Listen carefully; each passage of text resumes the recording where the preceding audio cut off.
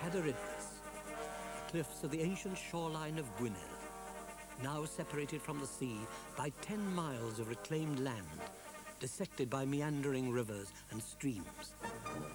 These mountains contain a valuable commodity in the newly industrialized 19th century. The quarry of Bryn Eglwys, perched high on the mountainside, far from any road, provided a rich source of this essential yet hard-won material. To move the quarried prize from its inaccessible birthplace, a tiny scar appeared on the landscape, following the valley of the Avon Vathu. James Swinton Spooner constructed a small masterpiece of Victorian technology, the Talyllyn Railway.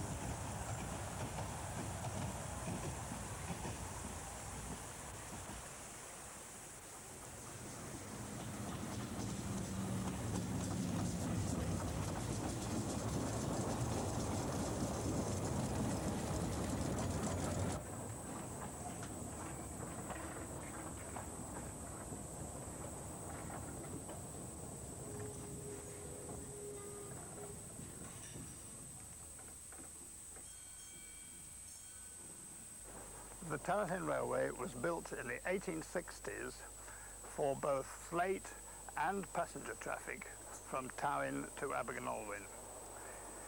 It has a continuous record of service since 1865, and it is still using the 2 original locomotives and passenger rolling stock supplied at that time.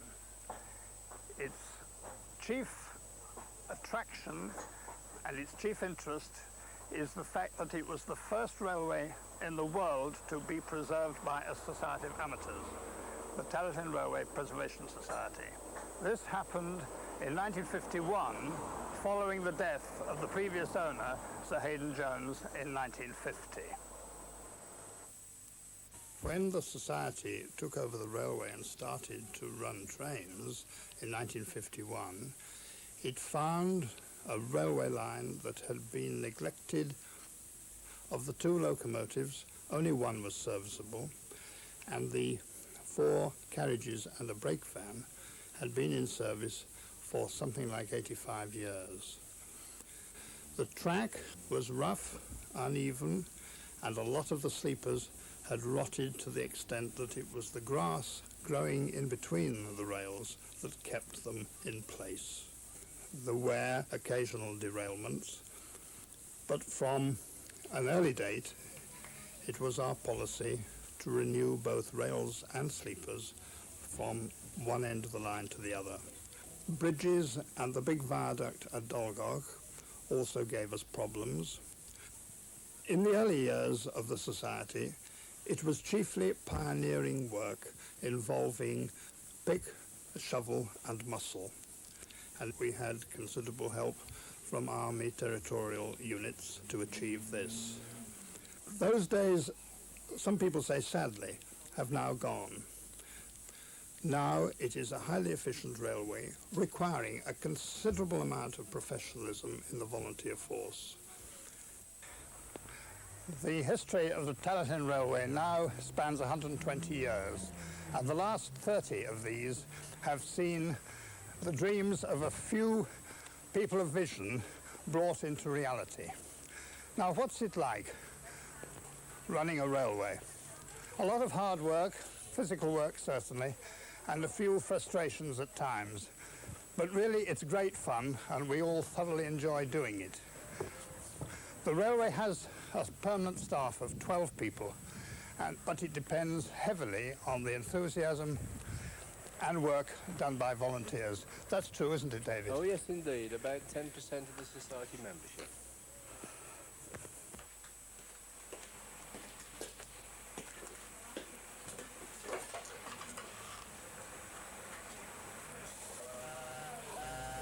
Well, we're in the control office at the moment, and this is where the railway is controlled from. Control exists to make sure that the railway runs safely, efficiently, and hopefully to time. The operation of the railway is recorded by means of a train graph, which shows their journey up and down the line. This is done in the control office, and each train is colour-coded according to the locomotive that's hauling it. This not only provides a record of each day's operation, but also gives a visual picture of where each train is, should the controller need to rearrange things in the event of a breakdown or other emergency.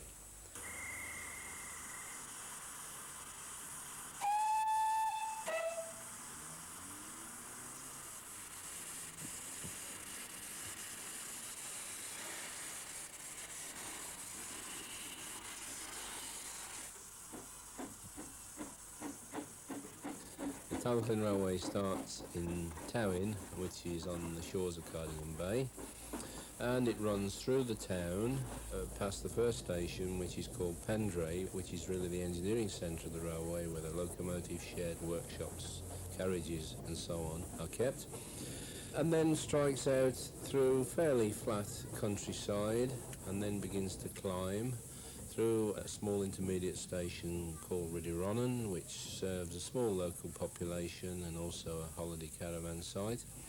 From then on, the railway climbs gradually onto the hillside through another small intermediate station at Bringlass, where there is a passing loop, it being the end of a token section.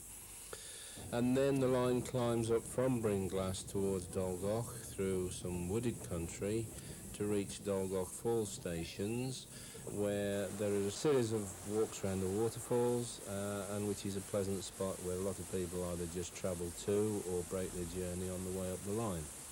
From Dolgoch upwards, the line is then really on a ledge on the hillside looking down into the valley below. There is another token station and a passing loop at a little place called Quarries Siding, and another 2 miles or so the main upper station of Abergynolwyn is reached. This is quite an extensive station with a passing loop, signal box and a fairly large station building which incorporates a refreshment room and shop. And then the line leaves Abergynolwyn to curve round into the Nantgwernal ravine itself, from where there are a series of forest walks through the forest land in the area.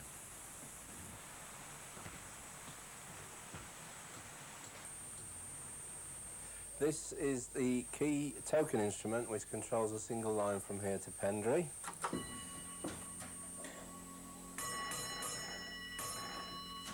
There are a list of official bell codes, but there are also a number of unofficial bell codes, one of which tells the blockman at the other end of the section that the general manager is entering the section. On one occasion, I had gone up the line on the train, and the bell code had been duly passed on, but I confused the issue by getting off at an intermediate station and walking back to a signal box.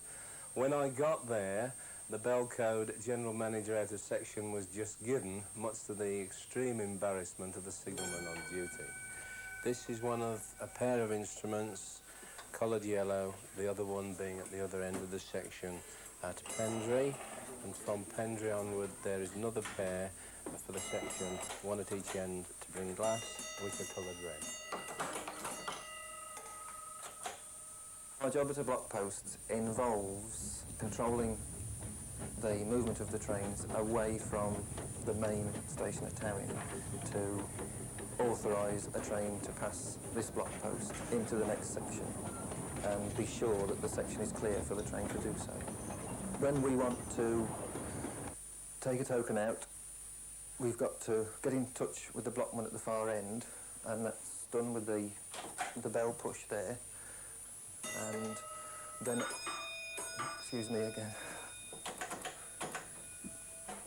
one beat on the instrument calls his attention, and then I will tap out a code which describes the type of train that I'm asking him for permission to send to him.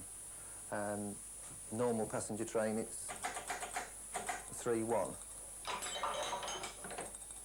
And he should then reply the same for me and give me a release to take the token out. And then I acknowledge that to him to say I've got the token, it's okay, and this is then handed to the driver No more tokens can now be taken out at either end. It's a safety device, and the train will go through the section and hand it in at the far end.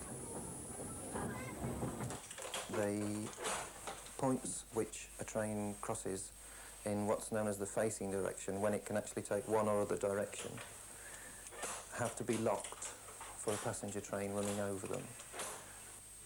If I want to reset the road for a train to pass one which has already arrived, then I've got to unlock the point before I can move the point and then relock it again, and that won't now move, and the same procedure in reverse.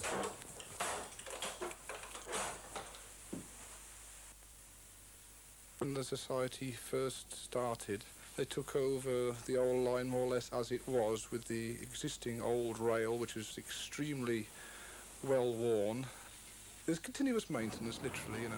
You can sort of lay a section now, as the years go by, go down right the way through the line and say, right, well, that's it, we finished this, and then you go back to the other end and find something might be worn.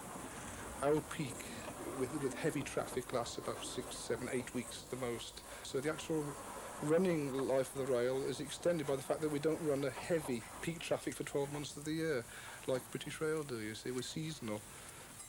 Our major heavy projects, like complete rail, complete sleeper changes, are generally done in the winter, and an evening peak service, we can still work on the track. There's any amount of jobs we can actually do. If this place rusts, and you get terrific heat, as you know, metal expands, this is where you get the buckling in the rail.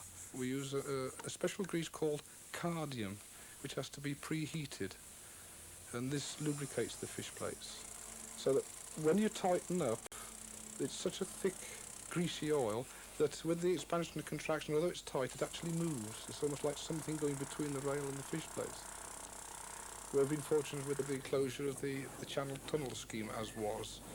The rail came from there, a lot of the rail, good rail came from there. And we also had sleepers as well, which were elms, which didn't survive very well in our climate here, like a hydrolysis sets in. Although we get our Jarrah sleepers usually from Australia, they're delivered all the way from Australia to Southampton. So in fact, we just recently picked up some second-hand good BR sleepers, and we've got them stacked on the wharf edge here, about 150 of them. The standard gauge is literally double our narrow gauge. We're 2'3". Well, if you cut them actually straight down the middle, that was 2 sleepers out of 1. These kangaroos that we use, kangaroo ballast hampers actually they're called. They usually get one man on one side of a sleeper, one man on the other side of a sleeper, and you work together. It's a spade-shaped, angular, it's about 15 degrees, and it simply pushes the ballast underneath the sleeper. We had a volunteer start here. He hadn't been here all that long. I can't exactly remember his name, but I think he was a trainee guard. And he came to us one day when we were at a station doing a job or something like that, and he says, it seems strange, he says, well, when I'm in the guard van and we go past, you're always standing there doing nothing. And of course, as we said to this chap, well, if we were to continue working on the track as the train was going through, what would happen to us? He just looked at us and said, oh yes, I'd never thought of that.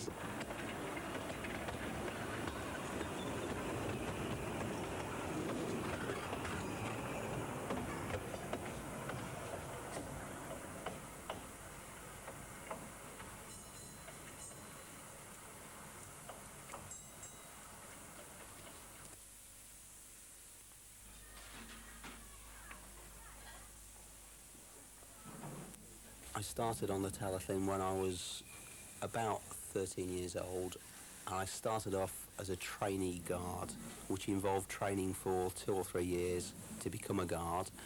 I was quite surprised that at an age of about 13 or 14, I was able to get involved in actually operating a railway rather than looking at it or collecting numbers. Probably a lot of people think guarding a train is just waving a flag. In fact, it involves a lot more than that. A typical guard's day would start about 8 o'clock in the morning with an hour and a half or 2 hours spent preparing the train. That means sweeping the train out, wiping the seats over, washing the windows, putting brasso on the handles, cleaning the running boards and a few other bits and pieces. And then guarding the train, although the primary function of the guard is the safe running of the train and attempting to run the train to time, there are so many other activities that the guard is involved in. Perhaps the most obvious one is simply helping the passengers on and off the trains and making sure they have the information that they need for their journey. A big part of the training is where the staff are encouraged to see public relations as one of their main ideals. And I think we're very conscious we're dealing with holidaymakers and not just passengers. And therefore, we hope they'll actually enjoy their experience on the railway and not just see it as a journey from A to B. One of the things that the guard has to do, of course, is to book tickets from the break van. If it's the main summer season, then most of the stations are staffed and the guard rarely has to issue any tickets. If it's out of season, like in May, June, September and October, the guard can really be quite busy. During, say, a 2-minute station stop, he might find himself having to issue as many as 20 or 30 tickets. Yes, occasionally things go wrong. I've known an assistant guard accidentally drop the change he was giving to a passenger between the footboard and the platform. But it's very rare. I mean, our training programme tries to stress guards appearing to be efficient, even if they're not. And I'm sure the vast majority are. To be a guard involves perhaps a 3 or 4 year training programme. And quite apart from the experience that all the assistant and trainee guards build up, we expect each guard, well, certainly to pass a test on the rules of the railway, but also to have carried out some emergency procedures. So should the worst ever happen in terms of a train failure, every guard, we're really convinced, will be well equipped to deal with that emergency.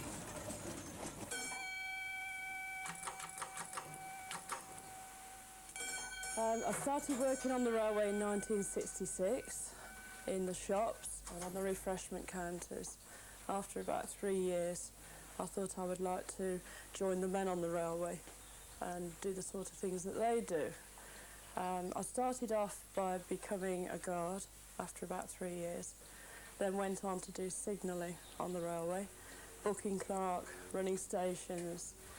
I'm now the training officer of the railway as well, and I've started working in the loco department. Is the next train 2:30? That's right. Apart from booking all these tickets for the various trains and to the various stations and journeys, we also give out information on our own railway, all the great little trains of Wales and British Rail as well. Most of our trade is done with tourists and holidaymakers, but there are still 1 or 2 people who live up the line at outlying farms and perhaps come down here to do their shopping maybe once a week. There's one elderly lady who gets on at Riddy Ronan every Friday, comes down to Tallyn, does her shopping and returns by an afternoon train. So we do get some local traffic, but they're mainly from the smaller stations along the line. Obviously passengers often cause a giggle here and there. People don't realise this is the Talyllyn Railway and not British Rail. So we sometimes get the odd passenger saying, can we have returns to Mahuntless? The other one that often crops up is, can we take the dog on the train? And having told them they can if they pay for it, they say it's only a little dog, so we reply, well, it's a little ticket, you know, that sort of thing. It doesn't matter what you do on the railway, obviously you have to be trained to do it.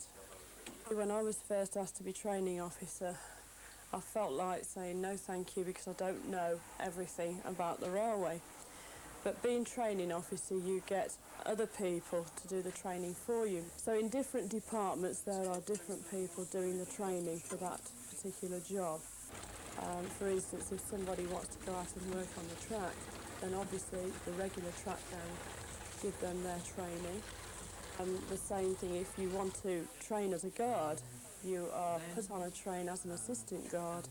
The guard does a certain amount of that training, and the rest is followed up by the training officer at mutual improvement classes and winter seminars and training weekends, practical training weekends, that is. And as far as ladies are concerned, they go through the same system as the men on the railway, and we're all equal. No special treatment whatsoever. There's one lady at the moment who is working this season, who is the outdoor working party organiser, and she is actually organising a lot of the work that's going on up the line and work around Pendray as well. When I initially came on the railway, I worked with my father up and down the line, looking after the stations, mending seats and making litter bins, and generally doing small jobs. And then I fancied to go on the engines, and me and my friend were two of the first girls to work on the engine side of it for a long time. And there was a bit of resistance at first, but I think we're quite accepted now. There's quite a few girls work on the railway. It's not all glamour, it's quite hard work, and you have to take it seriously, but you manage to get a lot of fun out of it at the same time. While I'm not working on the engines, there's plenty of jobs to do around, which I still get a lot of pleasure out of, small jobs that you can get a lot of satisfaction of seeing the end result with. I think that's the pleasure of working on the railway, is seeing a job through, doing something completely different from your own normal work. Each engine is different to fire, but I think my preferences change every time. Every summer I come down, somehow I get attached to one engine. I always used to like firing number one. She wasn't the easiest one to fire, but I used to get the most enjoyment out of it. But obviously, can't fire number one this summer. Number one Talyllyn was built back in 1864 by Fletcher Jennings in Whitehaven as a four-coupled industrial tank locomotive. It was very unsatisfactory, and within a matter of months it had to be taken out of service, went back to the makers and had an extra pair of wheels fitted under the rear end on a rigid frame. And in that form it ran for the next 70 odd years, but by that time it was in a pretty advanced state of decay, and it was laid aside until after the Preservation Society took over, and then was completely rebuilt to the extent that there's very little of the original left. Since the Preservation Society took over and we're running much heavier passenger trains than the old people ever did, of course the engines have had to work much harder, and we've reopened the Nantgwernal extension, which is much more sharply curved than the remainder of the railway, and we ran into difficulty with the engine being a rigid frame, that the wheelbase was too rigid and too long for the sharper curves. So we're now in the process of a second rebuild to provide side flay on the trailing wheels to enable the engine to get around the curves. Dolgoch with a second engine came from the same makers as Talyllyn, Fletcher Jennings. This engine is a four-wheeler, but with a very long coupled wheelbase of 6'6", unlike Talyllyn, which only had 4 feet coupled wheelbase. And with the extra length of wheelbase, it rides quite steadily. It ran pretty much in its original form right up to 1953. It was the only engine in the early days of the Preservation Society, maintained the entire service in 1951, although it was in a pretty bad state of repair. But it was taken out of service after 1953, and it was sent away for rebuilding to a firm in the Midlands. It has a very peculiar valve gear, Fletcher's patent motion, which is a modification of Allen's straight link motion, whereby the valves are operated by eccentrics on the leading axle, and the whole valve gear is folded up so that it occupies a space only about 3 feet long. Very compact, very inaccessible, and it contains a geometrical nonsense in that the engine cannot be notched up to run at earlier cut-off settings, and it is therefore not really suitable for a mainline engine. It's probably all right for an industrial loco that never goes very far. The two Corris engines, of course, came to us in 1951. They were in a pretty bad state of repair. They had been, in fact, condemned by British Rail, who owned the Corris Railway, with some justification, as it turned out. Number 3, Sir Haydn, is the older of the two. She was built in 1878 by Hughes of Loughborough. Like Talyllyn, built as a four-coupled engine, and sometime later a pair of trailing wheels added to improve the riding on the sharply curved line at Quarries. And it has not needed a great deal doing to it. We have modified the cab to make it more suitable for modern conditions, but it still has the original 1878 frames. It's really the only engine on the railway that can be described, any historic engine anyway, that can be described as original, whereas the old TR engines are little more than replicas, using a few original parts. Number 3 still has its original frames and cylinders and wheels and motion. New boilers, of course. It's on its third now, as far as we know. And then the other one, Edward Thomas, a Kerr Stewart, standard industrial design, built in 1921 in Stoke-on-Trent. We've not done a great deal to it, a few minor details, but effectively it is still the same engine that was built in 1921. The last working engine is Douglas, number 6, built by Andrew Barclays during the latter part of the First World War for government service. Was used on a short industrial railway on the RAF station at Calshot near Southampton up to the end of World War II, and then laid aside. It passed through the hands of the dealer Abelson's in Birmingham and came to the Talyllyn in 1953, was re-gauged from 2 foot to 2 foot 3 and arrived on the railway after rebuilding in 54. Of course, there's always in the background number 7, Irish Pete, as some people call it, the second Barclay engine, which we obtained from Borden and Mona in Eire back in 1969. It's about half built at the moment, re-gauging from 3 feet to 2 foot 3. New frames have been built here, and we've reused the original cylinders, wheels and boiler, but everything else will be new. With 3 diesels, 2 Rustons. The number 5 is a much older machine, 1940 vintage, with mechanical transmission, 3 speeds, whereas number 8 is one of the last engines Rustons built before they gave up locomotive manufacture in 1964, and she's only 20 years old now. And number 8 has hydrostatic transmission, which is infinitely variable speed from 0 to maximum in both directions. Very useful for permanent way work, for example, hedge cutting, grass cutting, where you want sustained low speeds. Then the 3rd locomotive, the big Hunslet Alf, number 9, coal board machine, standard Hunslet designed for underground use. It was a 2 foot 3 gauge locomotive, the only one we've never had to re-gauge, and it's now undergoing its first complete overhaul. So it's off its wheels, major engine repairs, axle box repairs and so on. Back in 1951, this shop building was just the same size and everything as it is now, but there was no whitewash on the walls, there was no concrete on the floor, and there was certainly no machinery worth talking about. There had been back in the 19th century, and there are still 1 or 2 slate slabs on the floor which are old machine bases. In the middle of the shop there was the remains of a circular saw, but I don't think that had worked for 20 years. And there was a very ancient oil engine in the back corner of the shop, which again was rusted solid and quite unworkable. So we started from scratch. There was no electricity, of course, no electricity at all, nowhere on the railway. And the first season, 1951, I didn't have much to do with the workshop myself that year, but there was very little scope for doing anything other than hammer and chisel work. The workshop contained a lot of junk. There were a large number of wooden barrels containing an incredible mixture of broken bolts and split nuts and just junk. And the floor was earth, apart from up the far end, which is old slate slabs, which we replaced with concrete. In the earth half of the shop, it was used, well, old Peter Williams's chickens, scratched around here most of the time. There were usually half a dozen hens scratching around.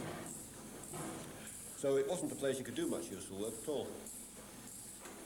And we've built it up gradually. We got the electricity in 52, single phase, but it was about another 4 or 5 years before we put any machines in at all.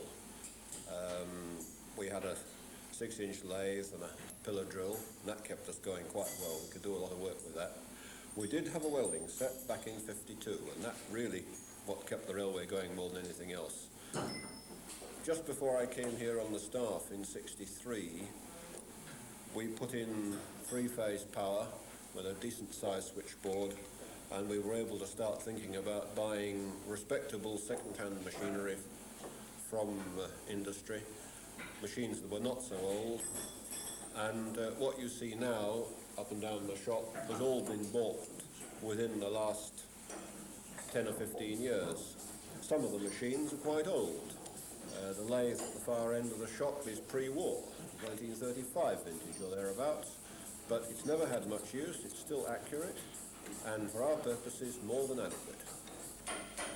But nowadays we can tackle pretty well everything except the very largest wheels, which we still have to send out for machining, and major boiler work. We're not equipped to roll boiler plates or anything like that. We have a very good small team of skilled workshop men on the staff and a very small number of workshop volunteers who know what they're up to. The driver of this engine yesterday complained that the drain cut, which I'm now replacing, leaked. So this morning we repacked it and are now replacing it on the engine in the hope that it won't leak again. Drivers have a report form each day which they fill in after the engine has come back on shed.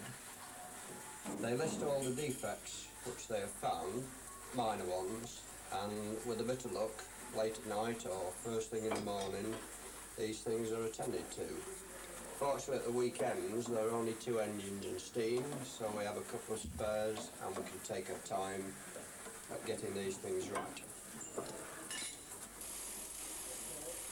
We fabricate virtually everything. 10, 15 years ago we were building a fleet of new carriages, for example, and we built all the bogies here. The carriage bodies were done on contract outside. And now, after a period of years, all these bogies are having to come through the shop for reconditioning. And in addition to the railway work, of course, we take on work for other people in the district. We're always happy to help local farmers, and June and July, hay time, there's mowing machines coming almost by the dozen. And again, the local factories, we've done a lot of work for them. We've become quite experts in things like toffee extruding machinery. We're always happy to oblige, as long as we've got the materials available. And it's all good for local community relations. Of course, in addition to the mechanical engineering, there's a great deal of carpentry, woodwork, carriage finishing department, which is very largely volunteer orientated, and they do an extremely good job with limited resources. The high standard of paintwork that one sees on the railway is entirely due to a small band of volunteers.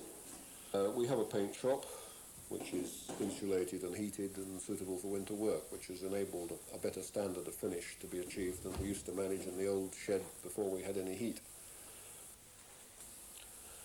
Well, the majority of our carriages now are built to a standard design, but we have a few historic vehicles. There are 2 which were rescued from farms which had previously been in use on the Glen Valley tramway. And then the 3rd historic vehicle came off the Corris Railway, and we found it in a garden somewhere near Oswestry.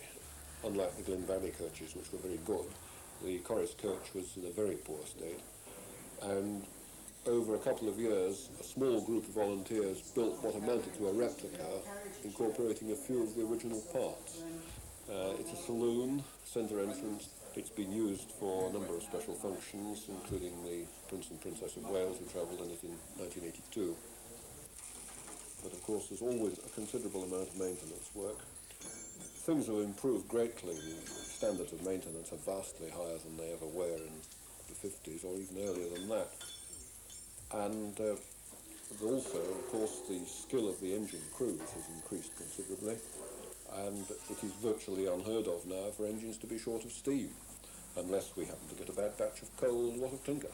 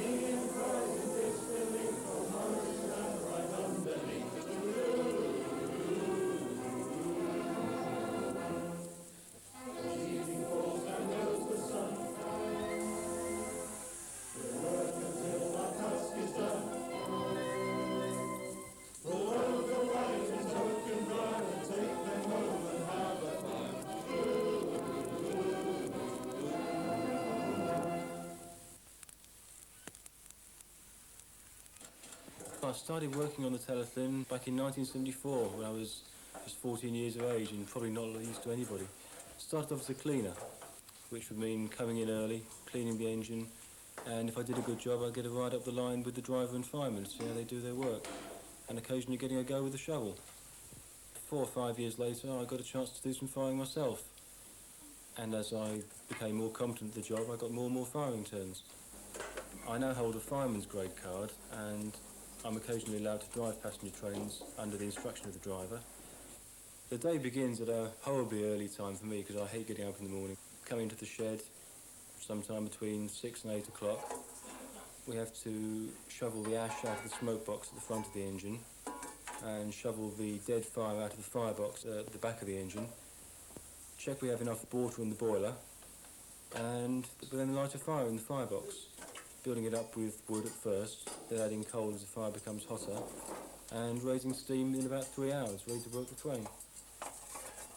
We'll get the engine thoroughly clean at that time as well, with 1 or 2 cleaners to help us during school holidays usually. And bring the engine down sparkling clean about 3 hours after we started. I first came here in 1964. Much to my pleasure, I was allowed to clean the locos and eventually, after firing for some years, became a driver. Mind you, my footplate experience dates back to the early part of the war. As a youngster, I used to fire on some of the mainline engines purely by invitation of the railwaymen that I knew at that time. The driver's day involves arrival at the shed in good time before the engine is leaving it to ascertain that it's been correctly prepared, that sufficient steam to work down onto the empty stock. The driver would normally oil up the engine, check round and ensure that all the working parts are intact. We'll get down to wharf about half an hour before we're due to leave, and I'll then have to aim to get the fire well burnt through, nice and hot, without too much smoke, and full pressure just below where the safety valves start to lift, ready for the climb out of wharf.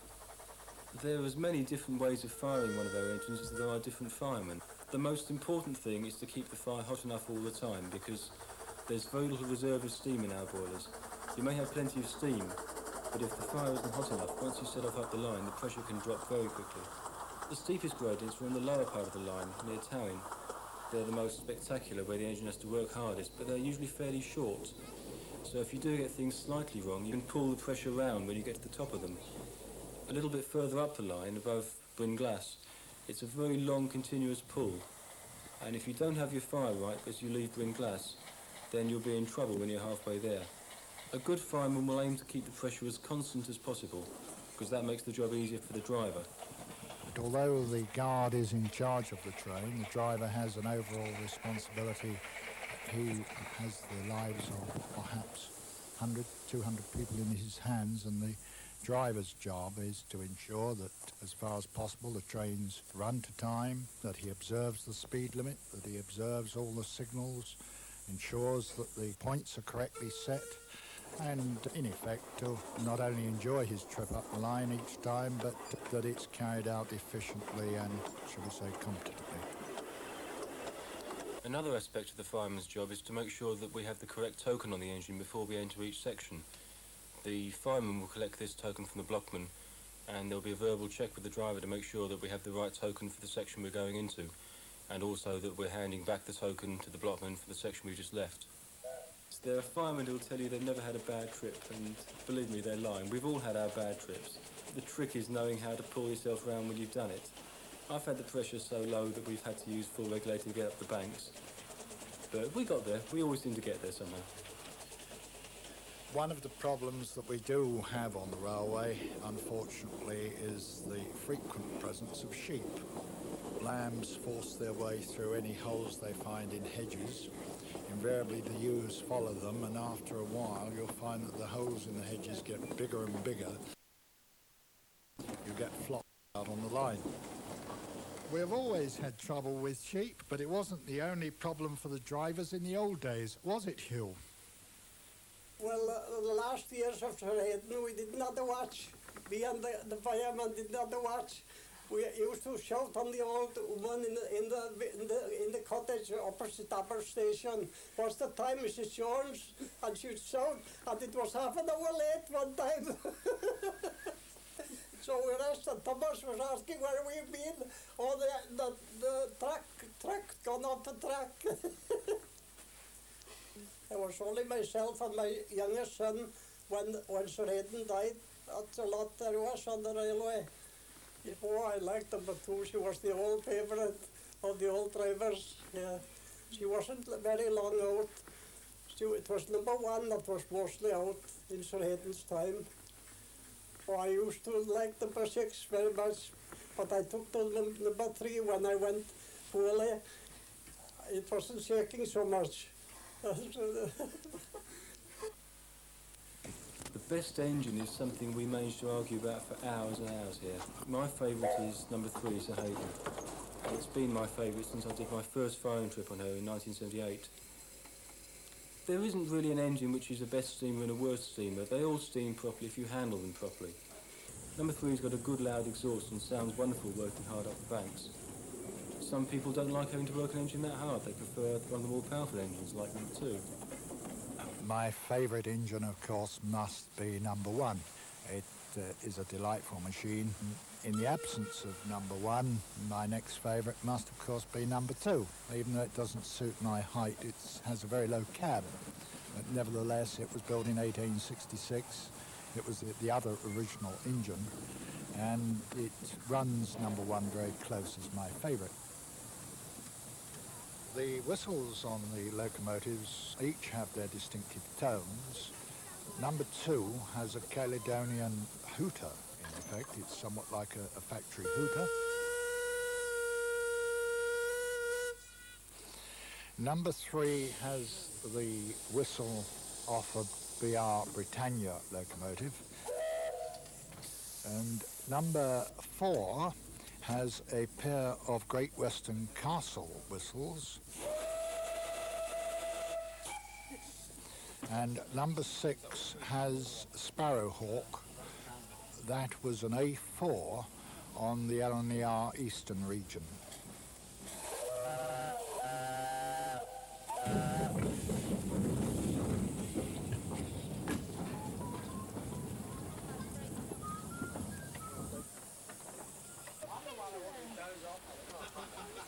There is considerable interest from passengers. They seem to admire the footplate crew. They seem to regard drivers as achieving a boyhood ambition.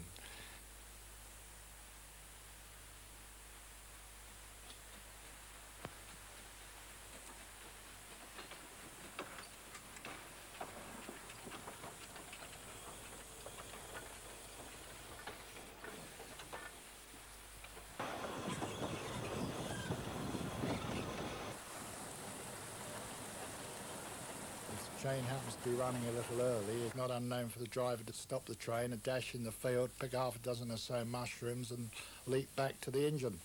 On one occasion the passengers seemed somewhat alarmed and said, "Oh, we've got a train to catch on BR." I said, "That's all right, you'll be all right." They said, "But won't we be late?" I said, "No, you'll be thankful I'm only picking mushrooms. You'd be much later if I was picking blackberries."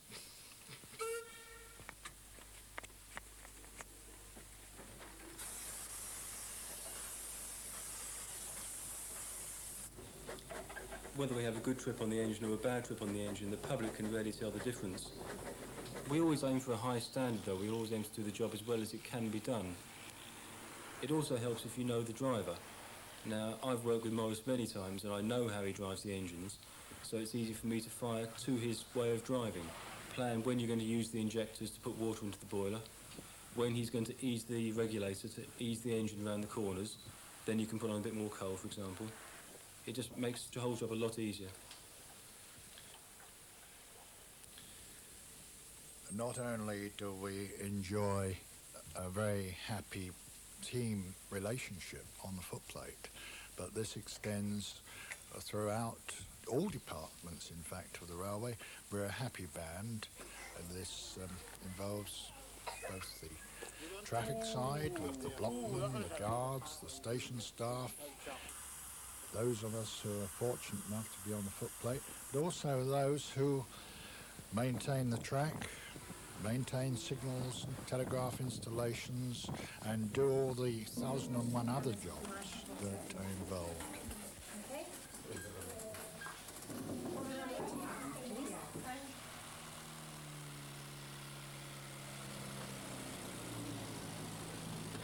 I think that the Talyllyn has got something really very, very special that makes some of the volunteers come back year after year. Perhaps the biggest thing is the friendly nature of all the staff. No matter how new and inexperienced you are, most of the volunteers are really made to feel welcome. The idea of being involved with passengers and people out to enjoy themselves on holiday, plus being able to keep running the railway that must be about 120 years old now, is the really enjoyable thing about it. But more than both those two ideas, the fact that volunteers have such a big part to play in the railway. Volunteers here are not simply a supporters club. The volunteer really is so much involved that he makes the decisions on the council of the railway. He operates the trains, drives the locomotives, all aspects of the railway. I've been to most of the preserved railways in this country, and for me this one's got more character than the others. It's got an atmosphere of its own that the others haven't got. It's just the right size. It isn't too much like hard work firing the engines, but it's still a real challenge because we've got small engines working hard, doing the kind of job they're supposed to do.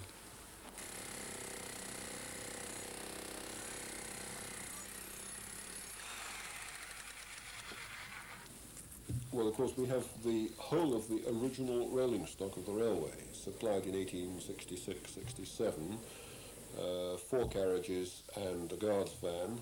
I don't think any other company in the country can claim that they have the whole of their original rolling stock from the 1860s, and perhaps it's unique. There is also, of course, the added satisfaction that we have a first-class bunch of volunteers.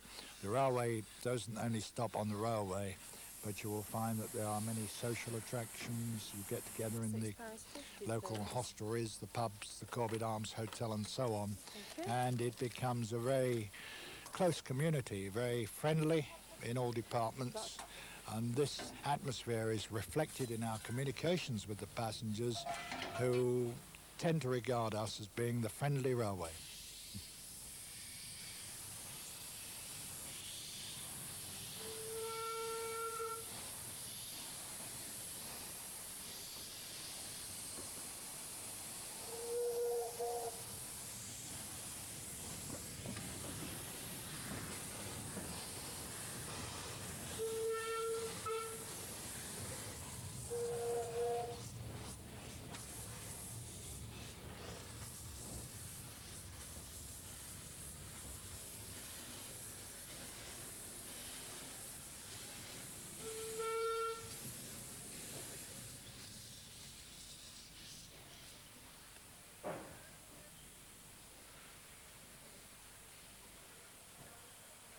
Was the latest from Wham. And Wham, the time is just 5:45. That's 5:45 for all you old-fashioned early birds, and it looks like being another fabulous day.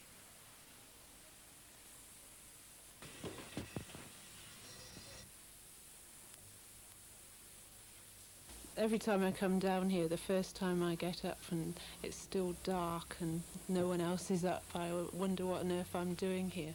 But by the time I've lit up the engine and it's all warm and the sun's coming up, I really know why I'm here. It's because of the companionship of working on the railway and the beautiful scenery and doing a job well and learning a skill. And I also like the way this line is so friendly and yet so professionally run.